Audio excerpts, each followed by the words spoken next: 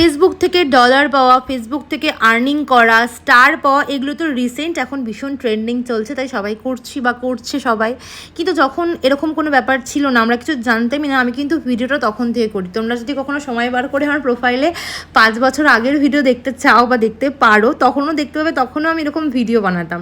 হ্যাঁ, তখন হয়তো আইফোন ছিল না, বাট আমি ভিডিও বানাতে খুব ভালোবাসতাম। তো এরকম সুন্দর সুন্দর করে শ্যুটের ভিডিও বা নিজের ভিডিও নেওয়া, ওগুলোকে এডিট করা, সুন্দর করে গান দিয়ে পোস্ট করা। এখন যদিও গান দিয়ে পোস্ট করলে কপিরাইট পড়ে যায়, কিন্তু একদিকে ভালোই হয়েছে। গান দিয়ে পোস্ট করার ফলে কিন্তু আমরা মনের কথা প্রকাশ করতে পারতাম না। এই ভয়েস ওভারটা দিয়ে নিজের মনের বিভিন্ন কথা, নিজের লাইফের এক্সপিরিয়েন্স, কাজ করতে গিয়ে কী কী প্রবলেম ফেস করেছি, কী ভালো ফেস করেছি, সবটা কিন্তু শেয়ার করতে পারি। তো টাকা পাবো বলেই ভিডিও বানাবো এইটা ভেবে যদি তোমরা কাজটা করো, কোনোদিনও সম্ভব না আর্নিং করা। কাজটাকে ভালোবেসে করো, দেন ডলার কিন্তু এমনিই ঢুকবে। ওকে, চলো, ভালো থেকে সবাই, টাটা, লাভ ইউ অল।